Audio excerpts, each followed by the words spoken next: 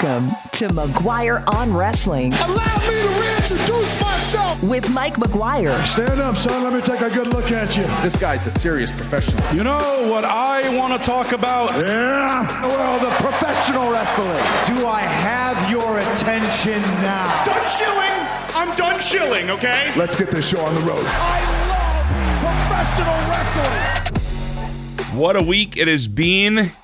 If you're a fan of pro wrestling on any scale, at any level, maybe you're just the parent that has kids that watch this stuff and live and die by it, or maybe you're a grown adult who also is a fan of it. This is your show. This is your weekly series, your thing you can't miss every week. And why would you? There's so much of it out there right now, so much to watch and enjoy, and that's what we talk about here as best we can every week. Part of the Celebrate Wrestling podcast feed. I'm Mike McGuire with McGuire on Wrestling, and this week Dave Meltzer going to be joining us from Wrestling Observer as we try and boil down everything that happened this week. There was a great AEW pay-per-view that happened. There was an incredible episode of Monday Night Raw with a cage match that happened. There was a phenomenal, just regular broadcast for WWE's NXT, the Roadblock show that happened on Tuesday. AEW had a great follow-up Dynamite. And of course, it just goes on and on between Impact Wrestling with more WWE, Maple Leaf Pro Wrestling having a return here in Canada. We're going to try and talk about as much of it as we can within the hour here. But thank you for being here and checking out the show. We do a little bit of housekeeping real quick. Celebrate Wrestling - McGuire on Wrestling is where you can find us on Facebook. If you join that page, it is free and open discourse to talk about all things pro wrestling. We just ask that you be nice to each other. That's the really only rule. And believe it or not, it's hard sometimes to explain that to people, that you can disagree about what you like, but still not be jerks about it to each other. I know. On social media, right? No, that's not possible. But it really is. And we've got a great community there growing, and we do our best to take care of each other out there. So, you want to talk about things you liked, loved, and hated in pro wrestling, it's all there for you. Also, if you're listening to this show on the radio, thank you for that. We have a litany of podcasts that also go on to our Celebrate Wrestling podcast feed, which you can check out all for free. There's never a sign-up cost or anything like that. We just want to get the content out there. This past week had a bunch of extra content, including a conversation with a pro wrestler out of Southern Alberta, my pal Cougar Meat, Kyle Sebastian, who also coincidentally was at the Lethbridge Hurricanes game I hosted yesterday. And so I figured I'd have him come down and play one of the games that we play there as the in-game host. And it was the perfect timing thing where just before we started talking to him about the contest he was going to play, it was Fan Appreciation Night, so they had a bunch of extra prizes to hand out, and some of that was some beef jerky, like we toss out bags of beef jerky to the crowd. So it was from this company, which will remain nameless, but they are known as the official meat snack of the league, which it dawned on me at that very moment. If your name is Cougar Meat Kyle Sebastian, you're a pro wrestler. You know, you can have all your little warriors, your creatures of the night, your sickos, whatever you want to call your fan base. If your name is Cougar Meat Kyle Sebastian, and you're not calling your fans your little meat snacks, miss opportunity. Miss opportunity. Get that on a t-shirt right now. I'm a meat snack. Maybe not. I don't know. I usually do pretty good with merch, but maybe that one's a rare miss. Speaking of which, though, we do have some returning to the Celebrate Wrestling store. If you want to support the show with a couple bucks, that's one way to do it. You can head to CelebrateWrestling.com. And coming up very soon, some GWO t-shirts going to be returning for our friends at the Alternate Commentary Table. What we're going to do with shirts moving forward is release them in waves. So they're only going to come out once in a while, but we're going to be dealing with some great producers who are making them here locally for me, and then we're going to ship them out, our mailbox to yours. So it's nice and personal. You might even get a little thank you note in there, something like that, just as a way for saying thank you for supporting the show. Or, again, people do it. Thank you to a couple people that did again this past week. If you'd like to make a small financial contribution or a gigantic one, it's never asked for, but it's always appreciated. There is a PayPal link, and you can also reach out to me directly for any other sort of contributions you want to make that way. But again, we don't ask for it. We love doing what we do here, and that is, of course, talking about pro wrestling. We've got a lot to discuss this week. Again, a ton of great shows. So Dave Meltzer is going to be here in a few minutes to help us break down some of that. Also talk about some of the news coming out of some big events. And before I go any further, to anyone listening in the northeastern United States, I know we have a few listeners in that area out there. We just want to send our condolences to any fans of Vince Steele, a wrestler out of the New Jersey area who we just found out passed away. So condolences to fans, family, and friends in that area. I have a friend who I've worked with in different wrestling companies who is from that area, and he was the first one to actually kind of post anything about it, and then I found out the whole story. So again, our sincerest condolences and best wishes to everyone who knew Vince. Also, a bit of a programming note, wanted to let you know that our friend Andy Evans from the Legends and Champions show, which posts on our Celebrate Wrestling podcast feed, held a bit of a survey, and it looks like they're going to be talking a little bit about WrestleMania 3. So to help you get ready for that, and of course, right in the middle of WrestleMania season, next week, Keith Elliot Greenberg going to be joining me on the show to talk all about his book, Bigger, Badder, Better, which talks about not just WrestleMania 3, but everything that happened around the world of pro wrestling before and after that. And Joe Aguinaldo going to be joining me here on the show in just a few minutes later on as we talk about our memories from that time coming up. But first, it's a look at some of the biggest stories of the week. Here is the 5 Count. You want to hear the breaking news? We start off this week's 5 Count with some results from Maple Leaf Pro Wrestling, which held their second set of pay-per-views live from Windsor, Ontario. Now, we're just going to talk about some of the matches here impacting their quarterfinals for their women's championship, which saw B. Moss defeat Taylor Rising and Serena Deeb take out Aurora Tevis. Kylie Ray also defeated Zoe Zager, and Mo Jabari managed to retain his Jericho Cruise Oceanic Championship against 5 other opponents. Giselle Shaw moves on in the Women's Canadian Championship quarterfinal as well, and Tom Latner defeated Bishop Dyer, formerly Baron Corbin, for the NWA World's Heavyweight Championship. Now, that was just night 1. Some matches of note from night 2 saw Kylie Ray advance against Taylor Rising from the MLPW Women's Championship tournament. Also, Giselle Shaw moved on, defeating Serena Deeb. In other action from night 2, we saw PCO defeat Michael Allen Richard Clark. Rohan Raja retained his PWA Champions Grail title against Rich Swann. And Billy Gunn and Bishop Dyer teamed up to defeat Matt Cardona and Tom Latimer. Main event of the show that night was Kevin Knight and Kushida defeating the Kingdom's Matt Taven and Mike Bennett. There are more matches on each night. You can check out MLPW on Triller TV. Well, in the world of made-up and concocted holidays, 316 Day celebrating Stone Cold Steve Austin has now become a thing, and WWE has used the day to announce that Steve Austin will in fact be attending WrestleMania weekend at The World, the big autograph session that takes place throughout the weekend. Bret Hart also confirming on this very show that he was going to be down there for WrestleMania this year, so not sure if he's going to be part of it, but if you are heading down to Mania, might be a chance to meet 2 of the best guys ever to do it at the same time. Anyway, Austin has been announced to be attending special autograph and photo op sessions on April 19th and 20th, and that's it. So if you want to be a part of it, you have to have tickets to the World attraction, and then also find out how you can get those VIP add-ons, which I'm guessing are reasonably affordable and incredibly undervalued.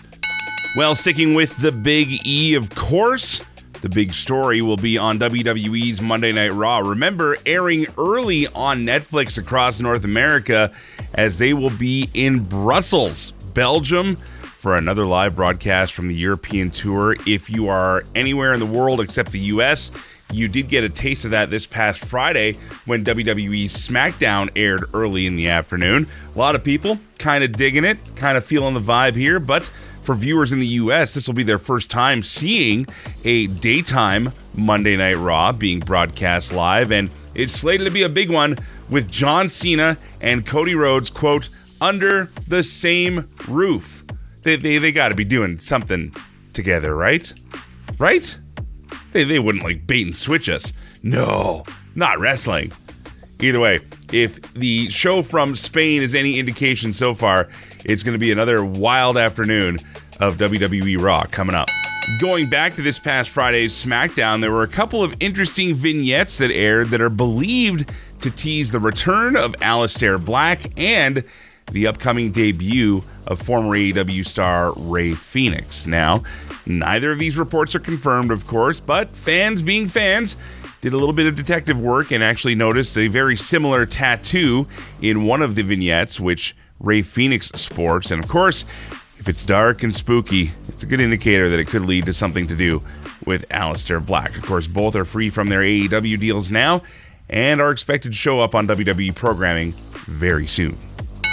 And a big story that came out just at the start of last week, WWE is lending out some talent to different organizations. Of course, there's a big fundraiser coming up for TNA star Chris Bay, and Karrion Kross is set to appear on the Benefit show. Pun intended. That's going to be airing on Triller in the next couple of weeks. And Natty Neidhart, Natalya herself, is going to be on loan to the NWA for the Crockett Cup coming up. She also announced her own autobiography will be coming out later this year, sometime in October. Well, coming up, it's been an amazing week of pro wrestling to watch. We'll try and filter through some of it with the Wrestling Observer's Dave Meltzer, and a lead into a very, very special week. Keith Elliot Greenberg is going to be joining us again on the show soon, talking about his book, Bigger, Better, Badder, which focuses not just on the event itself of WrestleMania 3, but how the world of wrestling around it was impacted. So Joe Aguinaldo and I are going to talk a little bit about that era of wrestling and a lot more coming up. Thanks for being here. This is McGuire on Wrestling. The alternate commentary table, ACT, brought to you by the Celebrate Wrestling podcast feed. Listen, it's Mitch, it's Dimitri. We got this little pod thing that we do every single week where we talk about the week in wrestling and the way in which we do it from the other side of the railing, right, Mitch? I like that. We're coming at it because we love it, we hate it. The alternate commentary table, ACT. Download it anywhere where you're getting your podcasts. It's time for the Wrestling Observer Insider with Dave Meltzer, McGuire on Wrestling. Well, back for another week of wrestling chatter with the Wrestling Observer's Dave Meltzer. WrestlingObserver.com, of course, is where you can find his stuff. Subscribe, get the newsletter, get all the pods they do there as well. But Dave, holy, what a week of wrestling. There was so much to watch. We were just saying that we're both playing catch up on a couple of shows, but man, it was busy. Yeah, there was actually like a lot of sensational matches between, the AEW pay-per-view, the NXT, the Punk match on Raw with Seth Rollins. But yeah, honestly, for a week, it was one of the best weeks for high-end matches that I can ever recall. Even G1 weeks aren't necessarily as good as this week was. I guess maybe G1 weeks are. I don't know. But this was a pretty amazing week. And no matter what you're in for, whatever company you were watching, everybody delivered something. There's just been so much to watch and, pardon the pun here, but celebrate about wrestling because, we'll start with where we left off last week. Of course, we produced the show before Sunday night goes, but AEW Revolution happened that night. I was a little nervous because, the AEW longer show's on a Sunday. I got to wake up early for my Monday morning radio show, but I actually made it through. And I got to say, for the most part, was incredibly impressed with everything I saw. Really enjoyed a lot of it. I want to get your thoughts, though. We had talked about how, I guess, a fellow reporter was saying that you might be giving it the first 4 5-star match cards or whatever. We came close. I did see your listings. You gave 3 matches the 5-star there. But, overall as a whole, what were your best takeaways from AEW Revolution? The key thing to me was how it would perform business-wise, because with the addition of Max, it's like you just don't know how the viewership is. Right. You don't know. Is it like, it's like we know the TV viewership is basically about the same as it was before, which is good. I know every poll says that, more people watch on Max than TV, which I just don't buy at all. And then there's other people who, of course, are trying to say nobody watches on Max because they have their agendas, but that's ridiculous as well. I know too many people who do to know that's not true. But it was more like, okay, if a lot of more people are watching, are they just kind of watching, or are there new fans being made that are actually going to spend money on the product? Mm-hmm. And the answer was yes. The pay-per-view number was way up from the last show. So that's a great sign. As far as the matches go, on paper it was like one of the deepest cards in history. And I think it pretty much delivered. I think that the key matches were all better other than the main event, which it's like I think a lot of people hated the main event, but to me, it was just unfortunate of having to follow those 3 matches. I think that if it was on earlier in the show, people would have been fine with it. But I watched it in isolation later to see if that's true. And in isolation, it wasn't a bad match at all. I mean, there's nothing wrong with it. It was actually, there's some clever things and hard hitting and all that. But they just tried to do a regular match after that ridiculous cage match and that bloodbath with Mariah May and Toni Storm. And, I know Kenny Omega was able to follow Mariah May and Toni Storm, but Kenny Omega is, a different level of guy, which a lot of people will, he just is. And, Mox, and he didn't have to follow the cage match, also. They had to follow everything, and also Omega had Takeshita to work with too. I mean, so it was, I don't think like in hindsight, of course, you would change the match order and you'd probably put, I think Mariah and Toni on last, or maybe the cage match on last, but it didn't happen that way. And some people use that as an excuse to say, the show wasn't that good, but the show was freaking awesome. I mean, it really was. I mean, yeah, you go through that whole thing with the exception of the main event and the tag team championship match, which was nothing special, but also not that long. Everything delivered at a huge, really high level. I mean, like, when that MJF Adam Page match opened the show, it was like, man, this is would be the best match on, 90% of pay-per-views. And it ended up being like the fifth best match probably on this show. You know what I mean? It's like, it was ridiculous. Well, and it's interesting to see too. I think that's something that, given they want to give the value and they want to get as many talents on the show as they can. But I think when you run a card like that, with that many matches, you do run the risk, obviously, of having some be more of a stinker than the others. And that's just the way any wrestling show is going to go, right? I mean, well, the thing is, if you have matches that incredible, following them is going to be really hard. And we've seen this time after time with AEW, is that people who had to follow certain great matches, the crowd kind of needs a match to calm down. And unfortunately, this show was the main event. Yeah. Because it was supposed to be the Omega match, but and those guys were really smart because they didn't start out on fire, and they kind of let the crowd be burned out by the Storm match. And then when it was time, and they had a half hour to go, which also made it. Once they kind of sensed that it was time, then they were great. Unfortunately, that I mean, to an extent, the Moxley and Copeland tried the same thing, but they just couldn't get it all the way back. And the Christian thing.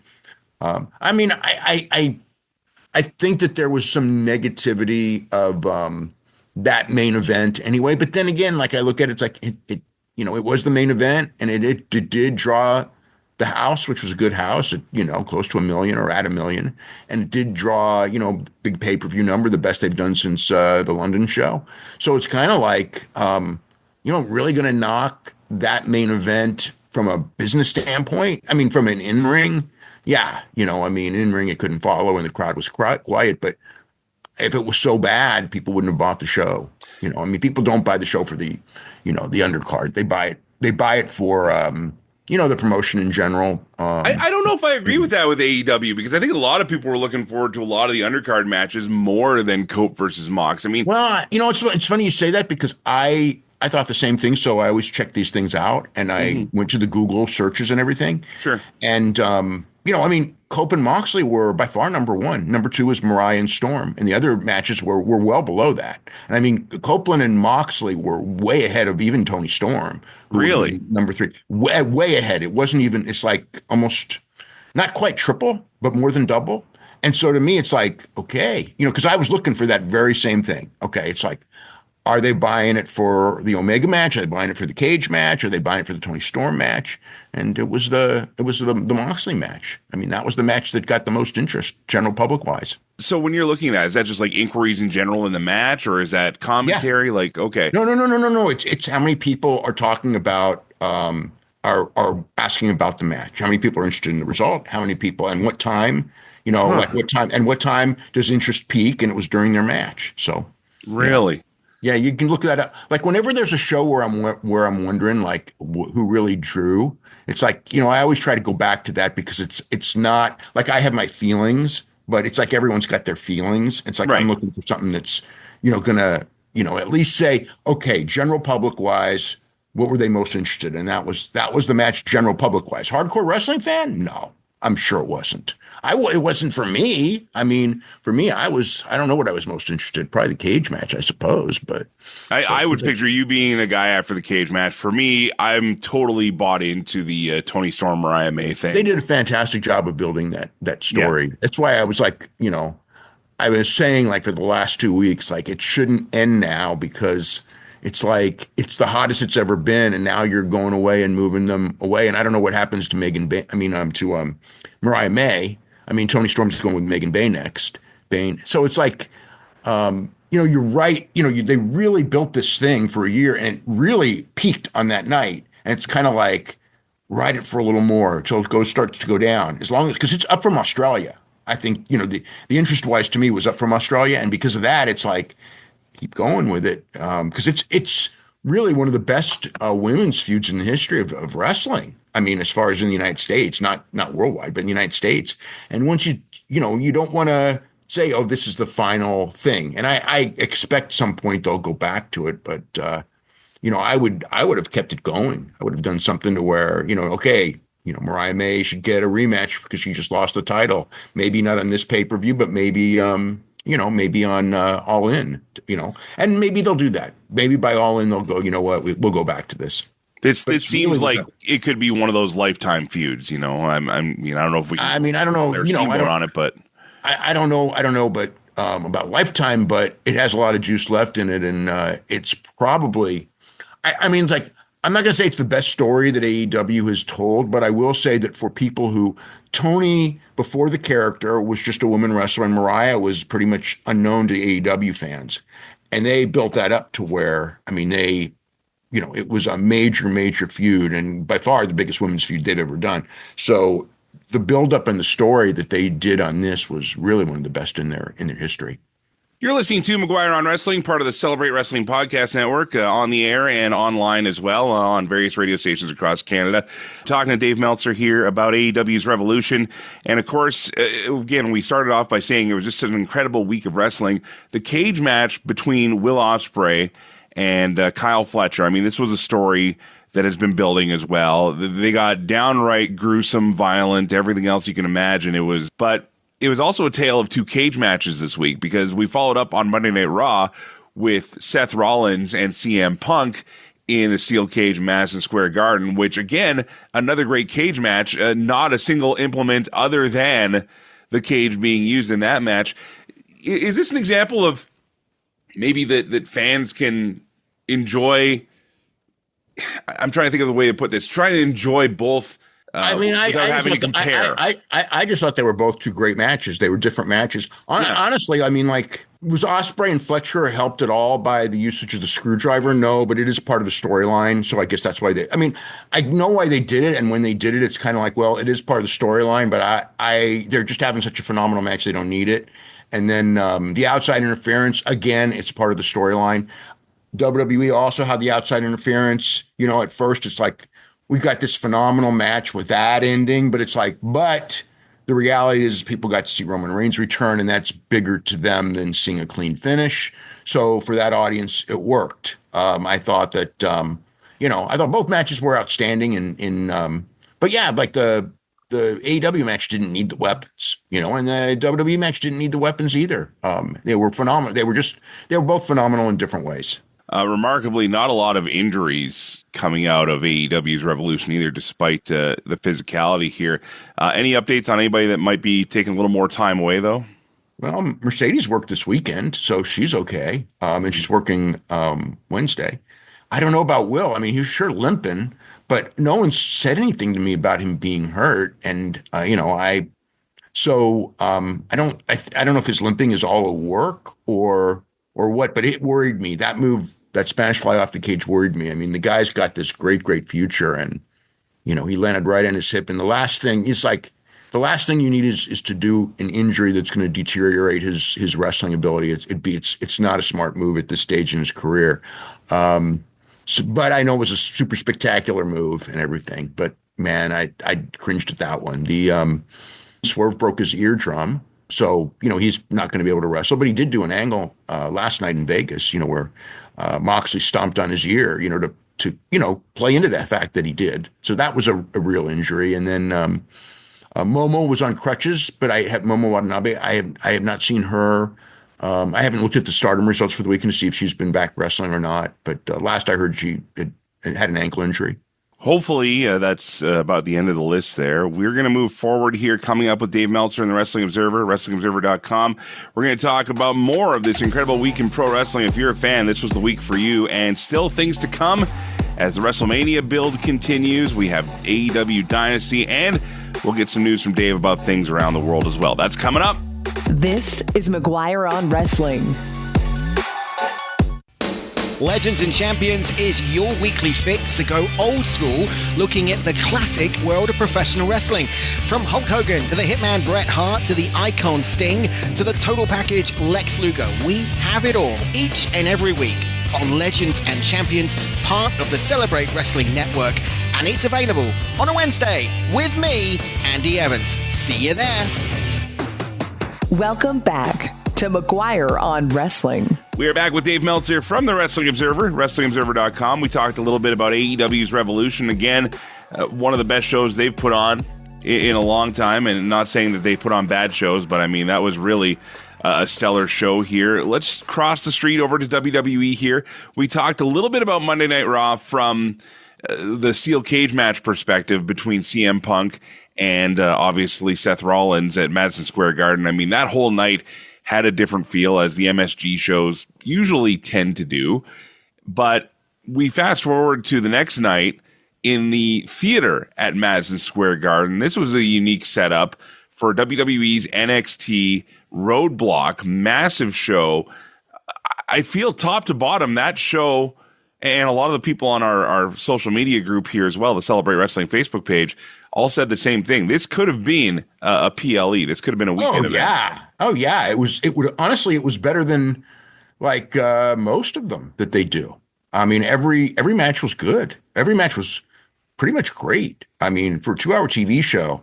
I mean, it's funny because NXT is usually lots and lots of skits, and this was lots and lots of wrestling, but it was real good wrestling. And that whole TNA partnership thing has really helped NXT a lot because the Hardys really kicked that show off and got that great crowd reaction. So and had an excellent match to open it. So and then you had Moose and Obafemi, which was I think maybe Obafemi's best singles match of his career. I think he was in some three-ways that might be better, but it was pretty great.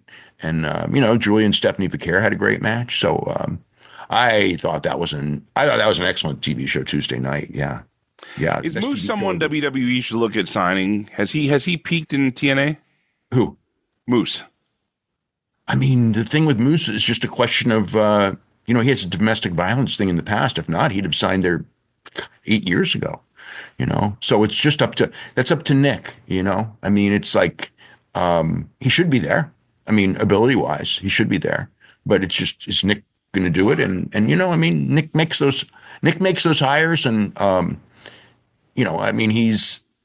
mean, there's that's it. It's a Nick Khan decision. And I don't know what his thought process is going to be on Moose in particular. I mean, I kind of know his thought process as a general rule, which is more lenient than many, but that doesn't mean it will, when you have an actual case, you know what I mean? It's like, it's different, Of course, the other big story coming out of that, I mean, there was a ton of great matches coming out of Roadblock, but Stephanie Vaquer, now dual champion, defeating Julia for the NXT Women's Championship. She now has the Women's and North American Championship. There's been some scuttlebutt that Julia may be taking some time off for injury. Do you know if that's true or what the case is there? I have had it told to me that it's true, and I've had it told to me that it's not true, and I guess we're just going to find out. I've heard both. The visa thing doesn't make sense, which I've heard, people have said.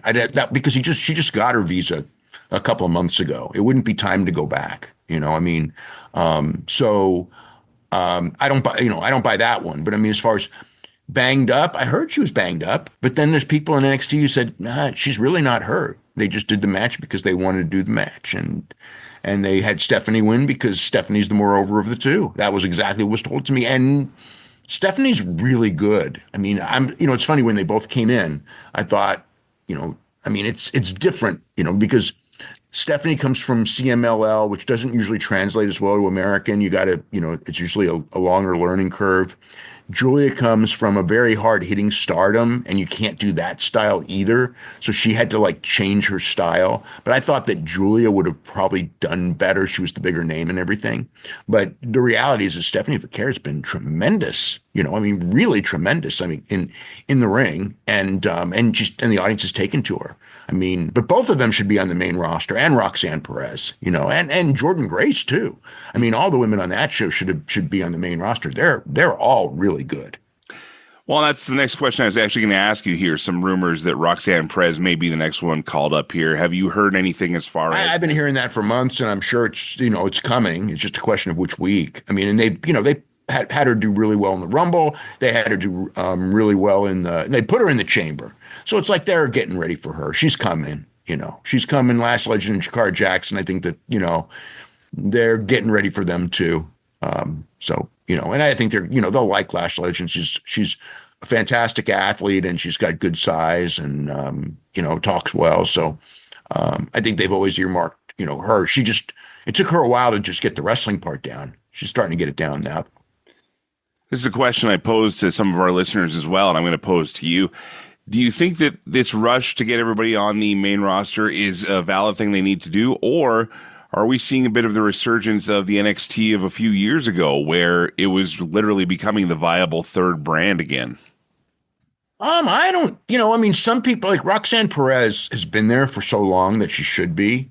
The others, I don't know if there's necessarily a rush. It's not like the main roster needs more people right now. The main roster's doing great. But Roxanne Perez, it's just, to me, like it's time for her. Trick Williams, I think, is going to the main roster, but I think it's early for him. I think he could use another year. So when he starts on the main roster, he's 1 year better. And, I would hate to see him go and not be quite ready. Talking wise, obviously, is very ready, but go there and maybe even, booking wise and kind of fall through the cracks because there's so many stars. So I would, but I think he may be going soon. But no, nobody has to go. Roxanne's the only one I would say. She's done everything she could do there. It's time to bring her up. She was put over good on big shows in WWE, and she delivered really well. Like there's nothing there going like, she's not ready. Everything I've seen of her is she's ready. So I think, she's the one who should be there now. Yeah. Okay, and then last thing about the NXT show, we talked about them kicking off the show, obviously, with an incredible tag match between Nathan Frazier and Axiom against the Hardy Boys here. Hardy's signed to TNA. Obviously, that makes good business sense for TNA if they can keep them. Or does WWE make the play, you think, to have the Hardys come back full-time? That's a decision that they'll have to make. Short term, they'll do well, but the thing is that they can do short term stuff working with TNA. Long term, as the time is right, the thing that I learned on Tuesday, well, I already knew it, but the thing with the Hardys and why their longevity is such is because they always leave. And not always, sometimes it's their own doing, and sometimes, things happen with Jeff. I don't remember Matt ever actually being fired or anything, but to me, it's like, because they leave, people just, when they come back, they're over so big. If they had never left, it just wouldn't be the same. So the smartest thing those guys ever did was bounce from place to place. And actually, a lot of guys could learn from that, because a lot of guys that are just there forever and kind of just get caught in that thing, it's like you're actually better to go away. And I say that the same with TNA. It's better if you've been in one place for 5-6 years, depending on how you're being used, but sometimes you get stale. And if you get stale, the best thing to do is just leave and then, come back. Now, granted, a lot of people are probably afraid to leave because you don't know if you'll get a spot when you come back. But the one thing with the Hardys that they've proven, if you get to a certain level and it's that time, because they know, WWE knows bringing them back to the main roster will be a short-term positive. Long-term, probably not, but short-term, yeah. All right, well, let's shift quickly to AEW Dynamite, which, of course, happened on March the 12th. And again, this is the follow-up after Revolution here. We see some new storylines coming in. We're seeing some old faces come back as well here. Is AEW in a bit of a reset mode now, you feel, after Revolution? Yeah. I think what I really liked about their show is that they really put the focus on the world title. You have so many people all saying their goal is the world title, and all could be viable champions. I mean, like all could be, viable pay-per-view headliners. So I thought that from a positioning standpoint, I thought they did a really good job on Wednesday. I mean, I think that they're focusing on everything well. They certainly have their issues. I mean, they're not hot. But the audience that goes, I mean, like again on Saturday and Wednesday, the audience in the building was, pretty good audiences as far as not necessarily giant numbers, but reacting wise, they enjoy it now. So, but the weekly TVs are not drawing well still, and they've smartened up, and they're going to smaller buildings, so the atmosphere has been very good, but it's not WWE, and it can't be WWE. I mean, that's just something that WWE's going to be better at. Well, and I think that now that they've adopted the smaller venue thing and they've found ways to concentrate, like you said, on different issues, somebody actually made a great point in our Facebook group at Celebrate Wrestling, talking about the Christian Cage cash-in from the pay-per-view, saying, you know what? That's a WWE thing. That's what they do. Let's leave that to what they do. Do you think that's probably a smart statement there to try and keep separating the two? I never liked the idea of the cash-in for AEW. They did it. They got rid of it. They had to get rid of it. So, I mean, as far as that goes, it was something that they had to do. And it was just a question of how you do it. It's either that or put the title on him, which I would have thought like that's just he's not the right guy for the championship. Not that he's not talented. He's just not the right guy for the championship right now. So I didn't mind that. I thought that they did some very clever things at the end, and the fact that he got beat was probably the right way to do it, and it opened the door up for the street fight on Wednesday. Because Copeland didn't lose. So, I mean, from a booking standpoint, I got it. I wasn't opposed to it at all. I mean, when he first came out and they did that spot where he was in the choke and he put his finger on Copeland, and it's like when they did that count, it's like they're going to count to 3. This is horrible. But Adam kicked out, so it wasn't horrible. It was actually quite good. Well, agree to disagree. I don't know. I thought the smoke and mirrors at the end was a little much personally, but hey, you know what? That's it. They had to do it, but they had to do it though. They had to get rid of Christian in a situation, and it led to them putting this street fight on television. So I think it works out. Unless if they don't get any reaction in the street fight on Wednesday, then that's different, because that's not going to come after a Will Ospreay cage match. We'll see what we'll see what the audience again what happens, and if it does, and we'll have a better idea of that feud and everything. But even so, the feud's over, and it's going to be Moxley and Swerve next. That's the direction. We know the direction, so that's good. I mean, when you know the direction, you know that one of those guys is going to be wrestling Ospreay at All In. You know that Jay White's probably getting a title shot at some point. MJF and Adam Page are in line. There's a lot of stuff going on there in that world title picture right now. It's going to be an interesting week ahead, I think, for wrestling fans as well. Last thing I wanted to close on here, we were talking about WWE, and of course, there's so much more we could talk about, but we just have so much time. But WWE started the European tour. They were in Barcelona with the big SmackDown show that happened on Friday. Watched it. Again, one of those situations where the crowd becomes the star of the show here. They're in Brussels on Monday. John Cena and Cody Rhodes under the same roof is what they're billing it as. So are they going to actually get in each other's face here? Who knows? But they have to confront each other. Oh, yeah. I would not. I want to get more of your thoughts on WWE using this European tour pre-WrestleMania this time around as the TV destinations here. Do you think this is a good play to maybe show the excitement around what's coming up for WrestleMania this year? Not so much that. I think it's just a way to cater to Netflix trying to establish certain things and basically establish WWE outside the United States. Do some shows prime time in Europe and Saudi Arabia and places like that. That not that the shows in Saudi Arabia, but UK prime time is the same prime time as Saudi Arabia. But open up to a lot of people who don't watch it live because it's on at 1 a.m. Right. To have a chance for a couple of weeks to watch this stuff live and try to build the European audience up before WrestleMania. So yeah, which they have, everywhere but the United States. They have WrestleMania. So I think from a Peacock, not a Peacock, although Peacock has WrestleMania here, but the from a Netflix standpoint, it makes a lot of sense. And yeah, it will have very exciting reacting crowds for the next 3 weeks or so, however long they're there. I think it's still April 4th in Chicago, I think, is the return TV. So they're there for a couple weeks, and the TV is going to be the crowds are going to be great, and they got great storylines. I mean, the way that they set up the Roman Reigns, Punk, and Rollins thing was fantastic Monday, and Cena and Cody's a huge match, and Rhea Ripley being in the three-way, which hasn't been announced yet, but all signs go in that direction. That looked good when they did it on Monday. So, look, WrestleMania is going to be the biggest WrestleMania in by almost every standard that there's ever been. Not total attendance, but as far as money, as far as viewership, it's going to be the biggest ever. So, and they've got the horses, and Dwayne's involved, and it's all bases are covered. It's awesome. Do we know what the target is for CM Punk, Roman Reigns, and Seth Rollins? Just the three-way. Yeah. It's going to be a three-way match.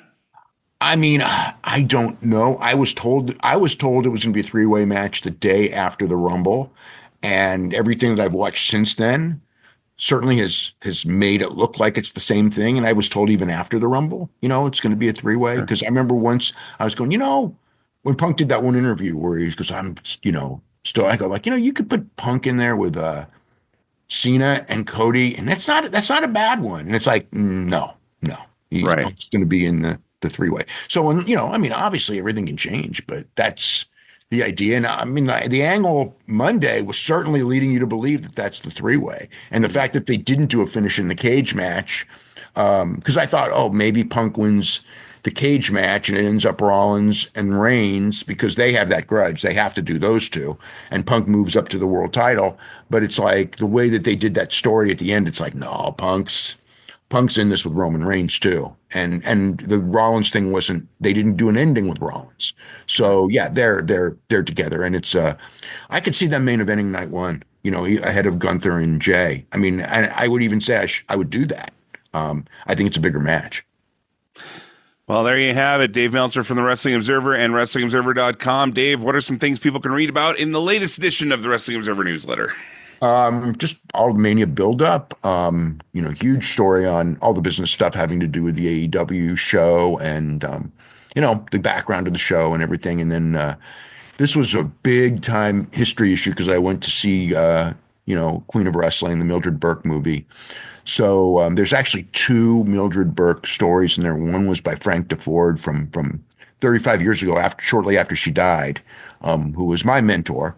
And the other was one that I wrote, which is basically going through the movie and saying, this is what happened. Because the movie was, compared to like the Von Erich movie, The Iron Claw, this movie was far more factually accurate, but it's still a Hollywood movie and a lot of the stuff didn't happen. So I'm basically going through like, this is the story and this is how they portrayed it. In a lot of ways, it was accurate. And then in the cases that it wasn't, like the character of Mae Young and everything like that, I just kind of explained that this was Mae and Mildred were not best friends. She was not loyal to Mildred or anything like that.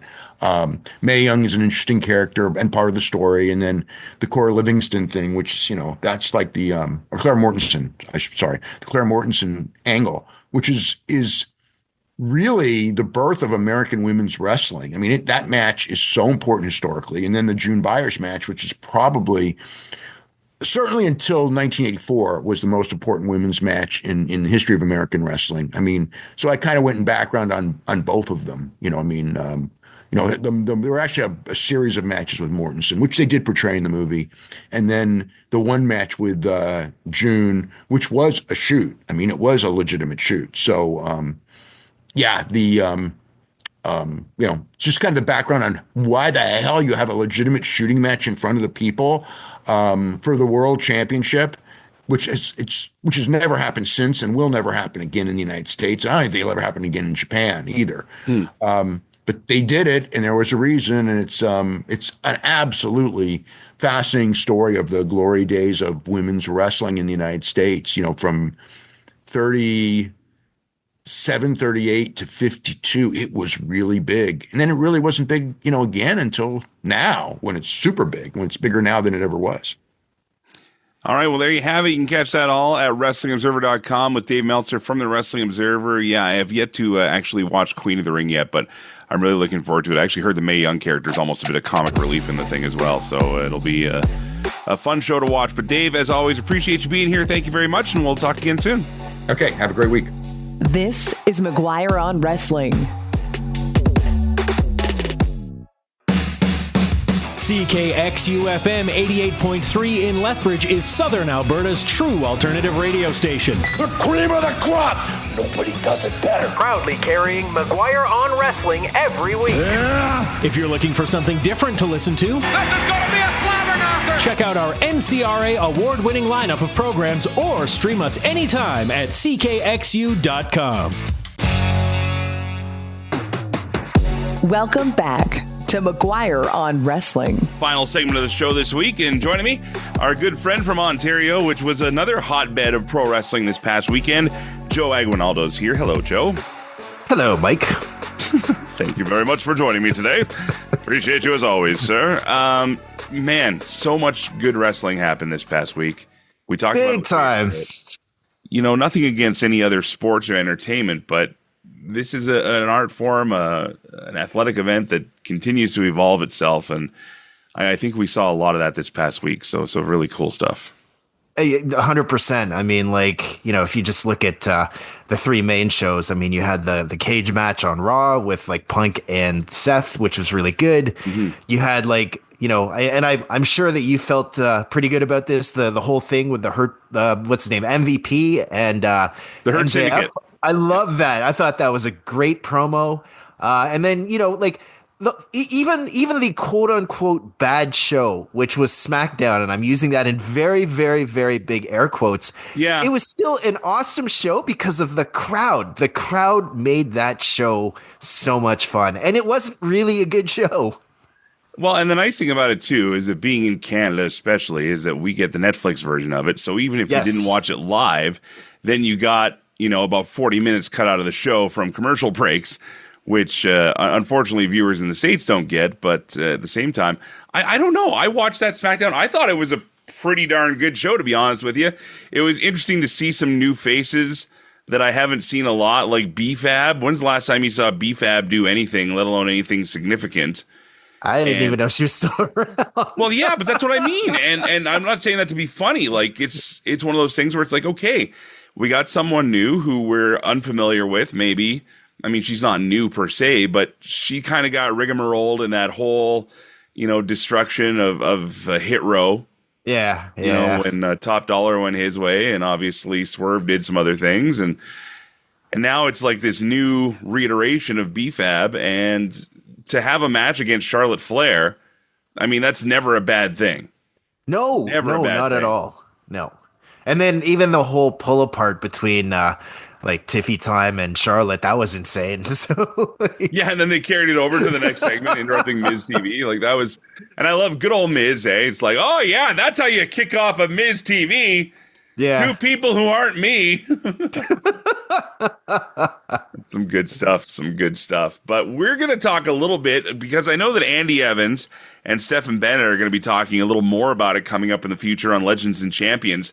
And fitting that we have Keith Elliot Greenberg, the celebrated author who has become a friend of mine, friend of the show here for the last little while here, going to be coming on talking about his book, Bigger, Badder, Better. And that's going to be a big part of next week's show. We're actually going to post the interview early as well on the Celebrate Wrestling podcast feed. So if you haven't subscribed to that, please do, because you're going to get that interview way early ahead of next week's show, and you'll get the whole thing there. But after reading that book, and after getting the chance to talk to him a little bit about it before we have the big interview, obviously, I mean, the amount of depth and research he went into and pulling quotes, and I got to ask him yet how many of those were even recent quotes. I know some of them were very recent, but I mean, there's some stuff he's got dating back to people that aren't even around anymore. I want to ask you, Joe, as you're kind of our veteran wrestling fan here, you talked a lot how you were an AWA, NWA guy, but WrestleMania 3, kind of impacted everybody as a wrestling fan a lot differently. And I'm wondering what you remember from that time. Just to give you some reference, I was 17 at the time. And at this time, I'm still firmly Team NWA. Right. I'm still watching the JCP stuff. Mid-South is starting to get into it. But I mean, obviously WWF at the time is huge. And this show, was coming off of, was coming with the whole Hogan versus Andre thing where Andre turned heel. I still remember that promo on Piper's Pit where Andre came in with Bobby Heenan, ripped the shirt off Hogan. That traumatized me as like a 17-year-old kid. Just the way Roddy Piper too says to Hogan, "You're bleeding from the cross, cutting his chest," right? Like, just so dramatic. That was an amazing angle, although.